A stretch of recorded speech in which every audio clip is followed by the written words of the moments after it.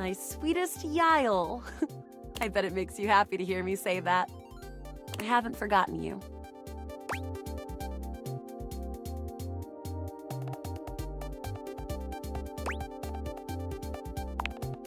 Come on, let's boot up another adventure. You spend your time interacting with Connie in the most romantic of ways, and your progress has been saved.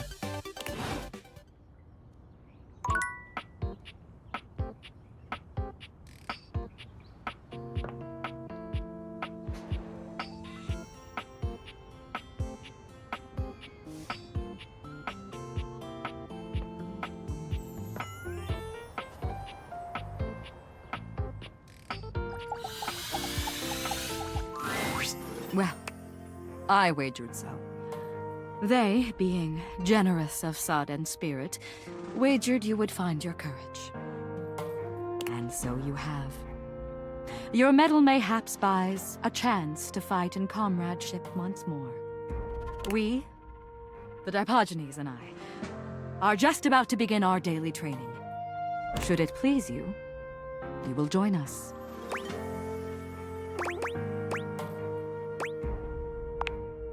Excellent! We train as we fight, consistently and with vim. It is an ancient game of chance and fate.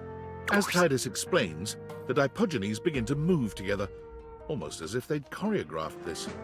Stone, stone, stone! One makes a choice, and then must honor it with presence and with blood. Parchment, parchment, parchment! The outcome is unknown. But be it victory or defeat, the sacrifice remains.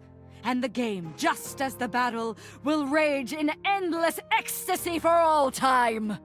Cheers, cheers, cheers! Welcome, inductee, to the agoge of Stone, Parchment, Shears!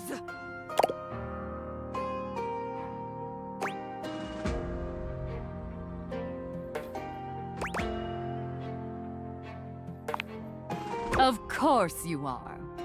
Hear my soul speak. Your openness has freed me as a ship from its moorings, and now I float, gleeful of abandon, into the open ocean. A newing pleasure, training at the side of equal verve, vigor, and resolve.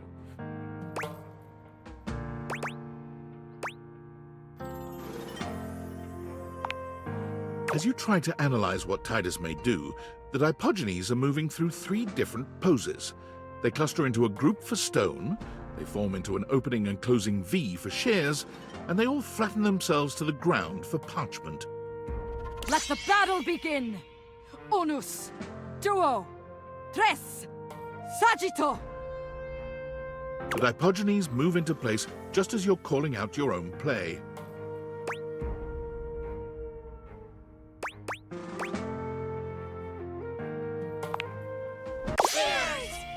A stalemate between worthy rivals.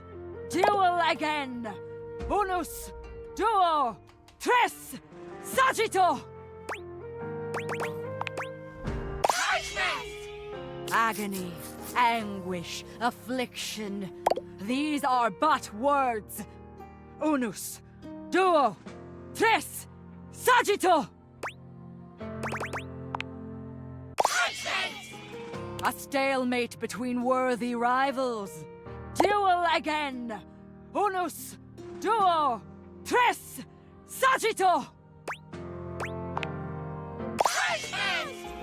The stranger stands in a muck-strewn field of battle against the bedraggled horde of Diogenes.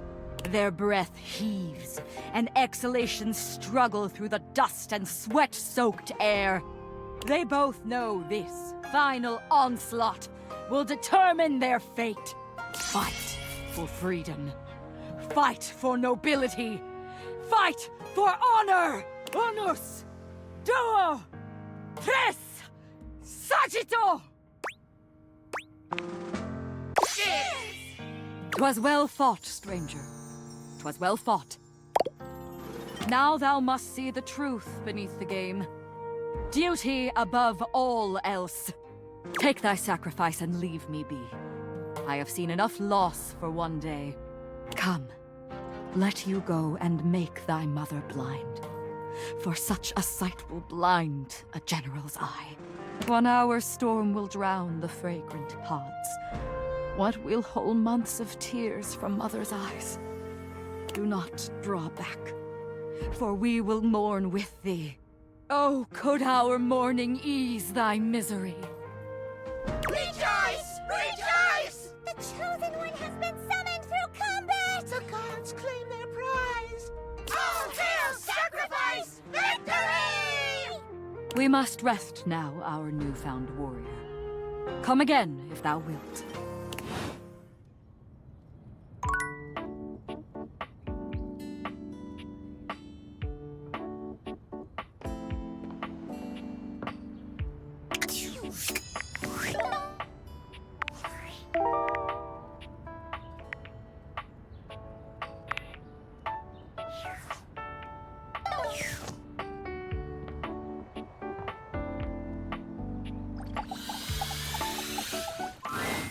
Come back to visit dear Hirohime, have you? She certainly is serving up a smile. I serve mostly scorn. I annoy because I care, you chiseled rubbish heap! So, what a pleasure to see you again, my love. There are no more memories to go through right now, but we can make some new ones if you'd like.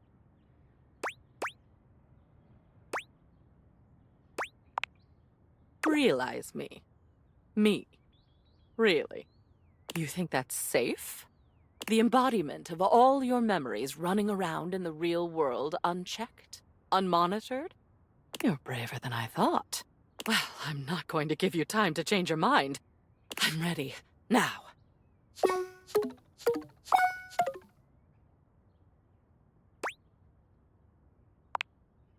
So you came to me with a promise before you could fulfill it. How excellently disappointing. You know where I'll be when you're ready.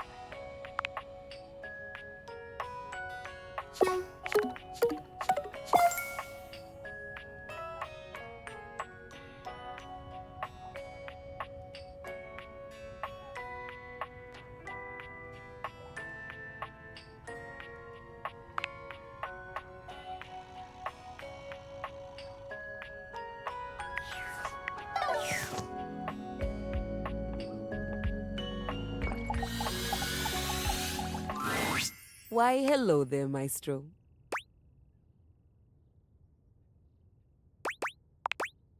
Yes, perfectly fine now. I've decided that I will be writing my own music instead. There's no reason for me to waste away in obscurity just because I was forcibly retired. I'm equipped, I have the training, and I have the discipline. Why shouldn't it be me? I've decided to channel my rage into a program piece. I'm calling it Keys Piano Sonata No. 1 in D minor, Capriccio Infernal. Merely following classical naming conventions. It follows the goddess Piana, the most favored daughter of the sky god, as she's unfairly cast from the heavens down into the mortal realm. I just started working on the first movement. That's where we'll meet the characters, establish musical themes, etc. Right now, Piana has just woken up in a forest to find her wings bloody and broken. She stumbles to the nearest village, but none of the people there will assist her, despite the fact that she did ask very nicely and is very pretty. It would appear that they are jealous of her status as a deity.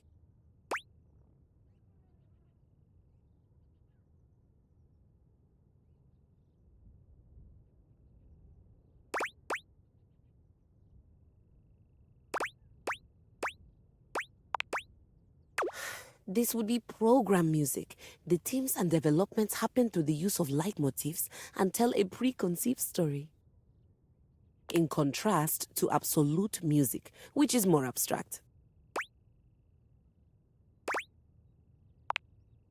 So now, Piana's trapped in the mortal realm, far away from everyone she holds dear.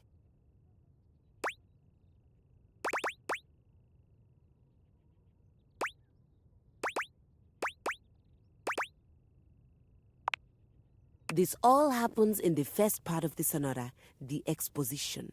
I think I'd like to build on the sinister theme in the second movement. Right now, it's all lacking a bit of bite. Leave me. I have composing to do, and I need my space.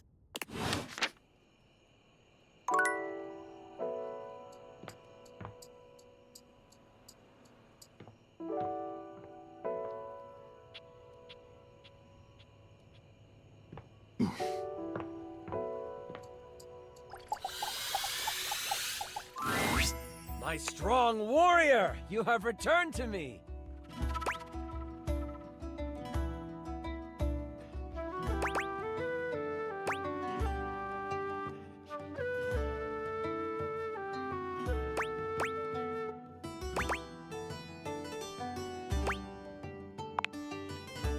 I'm so glad you're here. I knew you wouldn't let me down. I rolled a crit on my insight check of you. And it looks like our mutual friend Jerry is joining us today. Hello, I'm excited to play with you. I hear there's loot in this game. I've rolled Jerry as the apothecary class. To keep things a little more exciting, I've rolled to see what his character would have. A lot of it is things to help you on your adventure. Some of it is, well, less than useful. You will be playing the mighty Sadida Ikin, a guardian who lives on shoelace shores in the village of Sneakars. You are on your way back from training on the nearby Chukka Hills. You will start with 75 health, but don't worry, I'll keep track of all those things for you. We start our adventure in the early morning.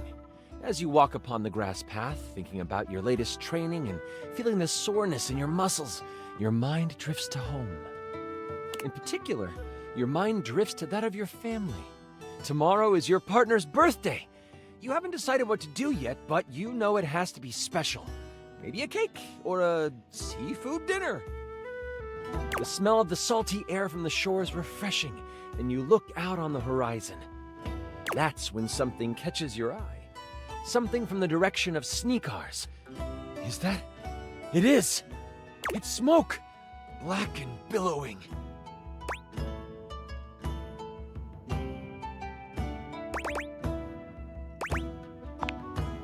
Take off, ignoring the fatigue in your legs. You are determined to get to Sneakars as fast as possible. As you reach the top of the hill overlooking your seaside village, you see Sneakars is smoldering. You see the village priest helping tend to people around the town. Oh, praise to the goddess, you are back! They come to you, worry etched on their face. They take your hand.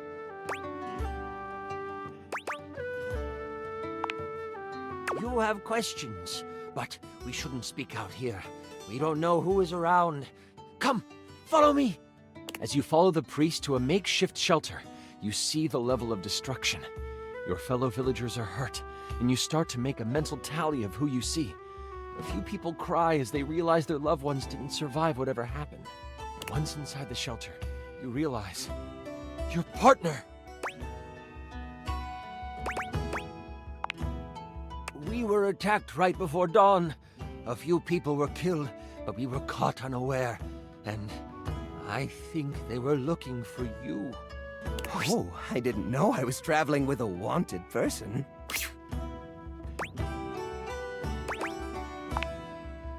Your house got the worst of it. They took your partner, spirited them away, and left only this amongst the rubble. The priest hands you a piece of fabric with what looks like a mountain lion pouncing burned into it. It's the Amup bandits.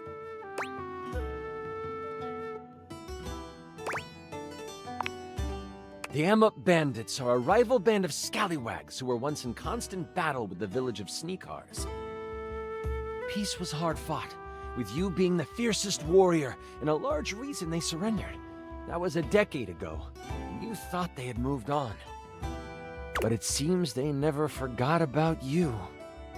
What will you do? How should we respond? You are the only one able to go after them. And I can help. Surely my sundries will come in handy. The priest sees the dedication in your eyes and offers to help you prepare for the journey. They also bless you with what healing energy they have left.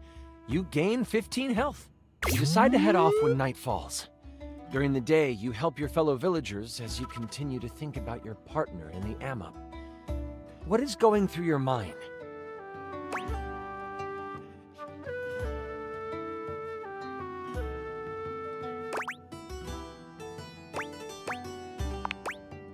You know that rage will serve you well in the coming battle. You wait for the sun to set, sharpening your battle axe blade as you do. The moment the stars begin to appear, you take your leave. You have a brief moment with the members of Sneakars. All of those who are healthy enough to stand and walk form a circle around you. They all whisper hopes of good fortune and a battle well fought for you. They also take the moment to state anything they might want to say before you pass. This is a Sneakar ceremony to ensure that there is nothing holding their warriors back from the future, regardless of how the battle ahead may end.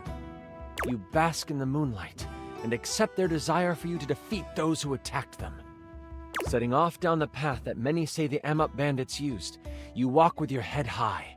Your village is what you fight for. Moving alongside the path, you travel for about half an hour before you see movement. You find some shrubs off the path and hide between them. As you sit, surrounded by leaves, you see what you know to be members of the Amup step into the moonlight. Cat-like humanoids, all clad in leather armor. On their side, you see the traditional swords that you became familiar with during the battles a decade ago. You think there are only 2 of them, but wait! A third actually walks right past you, missing you in the bushes. There's no doubt they'll come. You just have to wait. Ooh.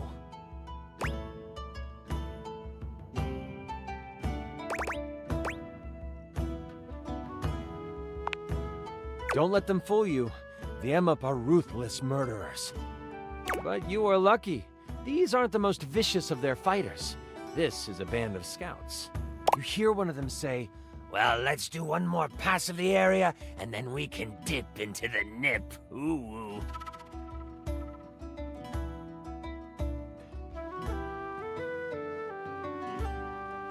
The Nip was credited with their defeat in previous battles.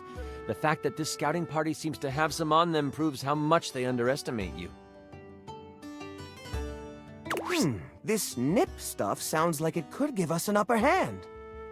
What do you want to do?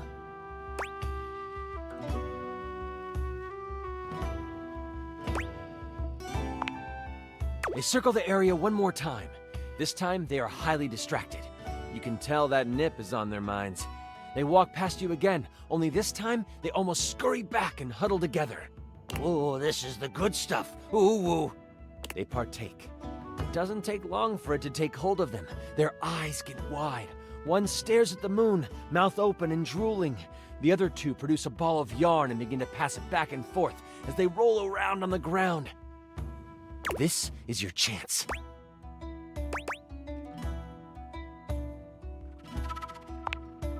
You seem to remember that the Amup scouts were never really prepared for the edge of your axe. You use this to your advantage and leap towards them. You catch the one staring at the moon unaware, and they barely let out a cry of pain. Before they go down, you turn to swing on the other 2 and you feel something latch onto your leg. Claws from the one closest to you on the ground dig into your calf. They hit you for 15 damage. The third one is still preoccupied with a ball of yarn. The axe comes down, dispatching the second M-up in a heartbeat. Ooh, that looked like it hurt. I will use my slinky. Okay. It bounces around the battlefield, creating a soothing shimmer in the moonlight. The metal coil catches the eye of the final M-up. It looks around, finally aware of what has happened. I yell at it, holding up a thumbtack. You want some of this? The slinky starts to move toward the M-up, and it is struck with fear. Keep the shiny thing away from me! Oh. The M-up runs, happy to have his life and his yarn. But strangely enough, he runs toward your village. Must be the nip. You have full confidence the people in your village will know what to do with him. As you take off toward the M-up camp, you find yourself upon a dried-up stream bed. The warm days the past few months have not been kind to this stream. You look down on the dry stream bed and you think of the first time you spent the day next to it. It was the war. The battle had been raging on several fronts, and the weather had been gloomy. But on this day, the sun was out. It was just plain perfect that day, and both sides of the conflict knew it. No attacks were launched. Instead, you got to bathe in the cool stream waters. You cleaned your wounds, washed your face, and relaxed for the first time in weeks. That was when you first saw your partner in their birthday suit. You were spellbound. You didn't make a move then. Instead, you played it cool. You cracked jokes, splashed around, and let the sun dry your skin together. That was the day you fell in love with them. You were certain of it. It would take months after the fighting had ended for you to finally try to court them. But this is where it began. It feels fitting that it is dry now. That was beautiful.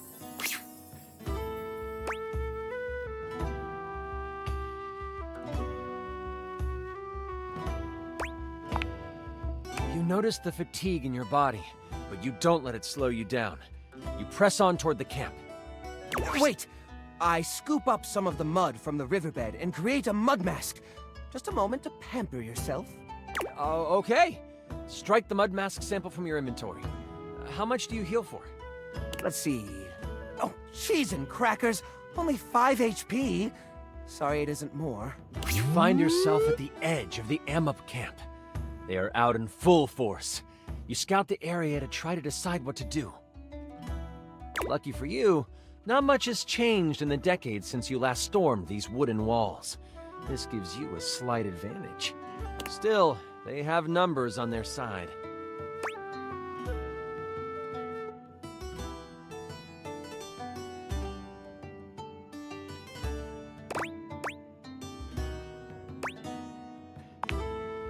You watch for a time to slip into the camp, and then it hits you. You remember how you got in the first time you were here. You look to your left, and there, under fallen leaves and palm fronds, you see it. The path that leads around to the back of the camp. You take off down it, keeping low and making sure the site of the camp is on your right. Do I find any loot on the path? Maybe. There are a few bottles and broken pieces of shields and swords. I pocket them. I take them all and I'll sort them in my beautiful little gorgeous pack. Okay, you do that. Eventually, you come to a path. It leads to the back entrance of the encampment. You see 2 M-up guards there.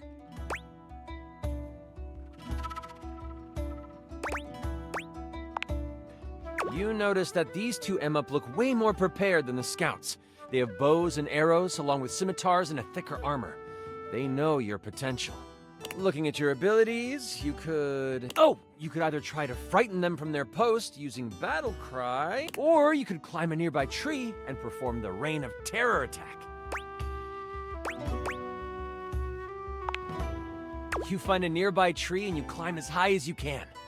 The branches are sturdy in this old growth and you find your footing. Axe in hand, you think back to when you first learned this technique. You never thought you would get the rotations right, and many times you didn't. But the feeling of satisfaction you had when you pulled it off in battle surges forward. You know you've got this.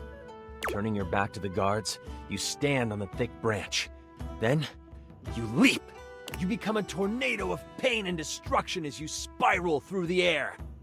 This is so Through sheer will, you find your targets and spin toward them, the axe blade whipping you around and cutting through air. Soon, it is cutting through the amp, and one of them falls to your blade. You catch the second one in the onslaught as well. Only they survive. You land on the ground between the dead guard and the injured one. I've got this one. I take out a paperclip shaped like a boomerang. I throw it at the amp using my improvised weapon feat. Your boomer clip connects with the amp, taking away what little health it had left. I catch the boomer clip on its return and say, never throw away good office supplies. Having defeated those standing in your way, you notice the path forward. It is clear, as is your sense that your destiny lies before you. Ahead is where you will make your stand. You have entered the dungeon under the Amp camp. It smells like damp earth and wet fur. Nothing about the area feels safe. You move slowly down the corridor until you come upon a large open space. It's dark, with the flicker of a few torches in the far side of the wall providing a bit of light. I have a promotional light-up keychain in here somewhere. Ah, here it is. Bing! In the middle of it sits a person. They are slumped over, looking tired and worn down. You can't see their face, but their hair. The hair looks like it belongs to your partner.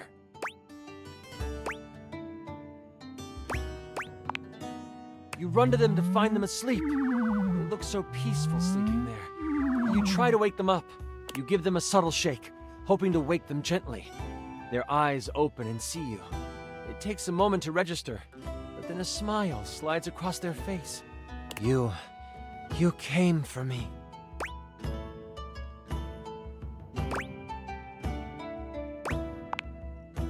Phew! You are together again. Now let's get out of here. As they look at you, you notice their eyes shift to right above your head. The glee they had turns to pure terror. Look out! Before you can turn around, you are pushed aside by a giant hand. You can feel something huge behind you. You scramble on the ground, putting yourself between you and your partner. You look up to see a tiger-like amp towering over you. Drool drips from its teeth, and its breath reeks of fish and blood. He smirks and says to you, "Ah, yes. The great warrior of the Sneakers. Come to play hero once again." "No woo-woo. He means business." Before I continue, I should let you know, this is where I wrote like a monologue for him. It's silly, but it's what the big bad is supposed to do. Ooh! Can I have the script when you're done? Sure. No worries, Jerry. Score! Do you mind if I do?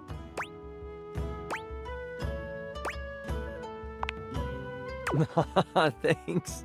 You're the best. The tiger amp stomps his foot, and as if by magic, the rest of the torches in the walls erupt into flame. You know, I've always preferred to see my prey. You don't remember me. Or should I say, you don't remember my father, do you?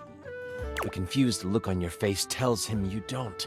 10 years ago, during the fighting that caused the destruction of many Amp families, I was just a little one.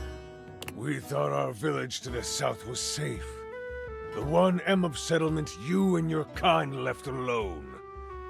That was until you arrived. I'm sure you remember that day. I saw you enter the town gates from my window perch. You looked so damn proud of yourself. They say you came to broker a truce. But you didn't. You presented an ultimatum. Surrender, or you destroy our town. My father, he didn't like that. He told you so, to your face.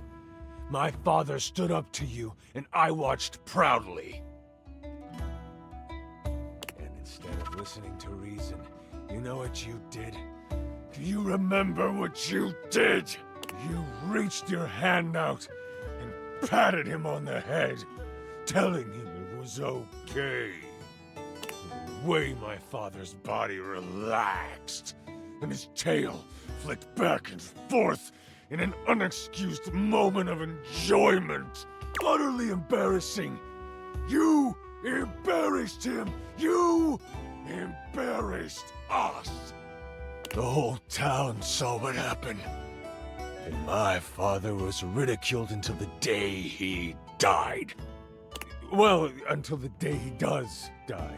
He's still alive. But still, the ridicule keeps on coming. And I vowed on that day that I would get revenge for what you did to my father. And... oh, your blood will be sweeter than cream. I shall destroy you and embarrass you in front of the one that you love. Warrior of the Sneakers, prepare to be vanquished. You knew where this was leading, so you had your axe at the ready.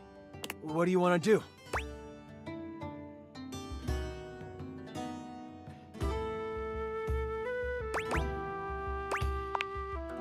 The amp can wait. None of this will matter if your partner dies in the attack. You get them out of the way. I'll distract them with my laser pointer. You scoop them up and run to the far side of the room. The booming of the tiger Emup's feet trail behind you. You place them against the far wall, telling them to stay put. Oh, my love. Your partner quickly reaches into their shirt, producing an herb. They put it in your mouth. Chew! This will help. Ooh, minty. And it grants you 20 health. You run off toward the giant beast. What do? You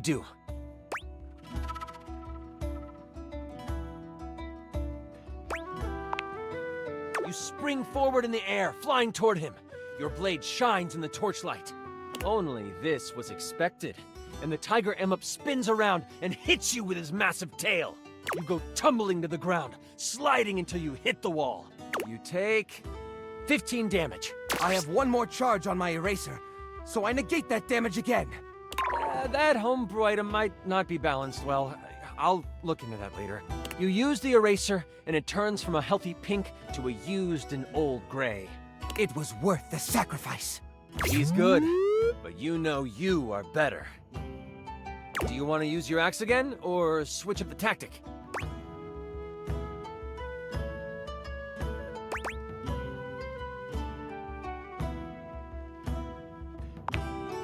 You throw down your axe and are ready to scrap. You fly toward the tiger Emup, fists readied. You hit him with a billow of barrages, smacking him left and right. With each hit, you can feel him starting to weaken. But even through the onslaught, he is able to get in a swipe with his claws. He hits you for 20 health. This swipe gives enough room for him to break away. He shoots you a look. An evil grin crosses his face. I'm doing this all wrong.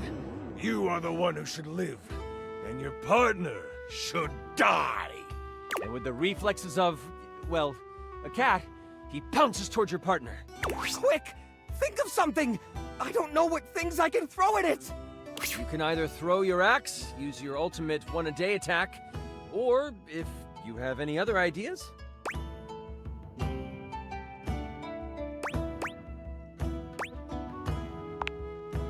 Holy crit, really? That's... wow. You run towards your partner, racing the beasts as they fly through the air. You get there right in time to throw your hands up to shield your partner. Do you say anything to them?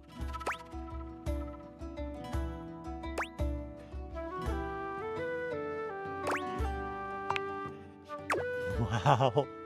Oh, cheese and crackers, this is heartbreaking. The tiger Emup comes down on you and... I rolled a crit. I'll roll for damage. Oh. Oh no. I'm so sorry. You take 135 damage. You crumple under the hands of your enemy. Before you close your eyes for the last time, you see your partner pick up your axe and prepare to fight. I raise my letter opener, standing by their side. They will defend you. And if they can't win, you know they will join you in the hereafter. Either way, you did everything you could to save them. That was incredible! The way you sacrificed yourself? Holy crit! Oh, that was better than I could have imagined. That was... You are perfect. I'm sorry. That's super embarrassing. But like, if that's how you roleplay here, I'm excited to see how you might like some other roleplay.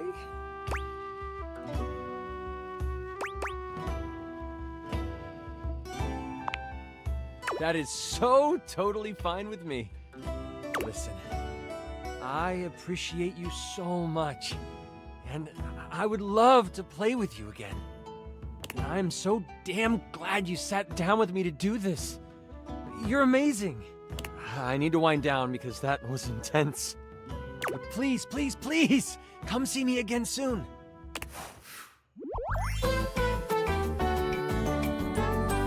Come by for snacks anytime.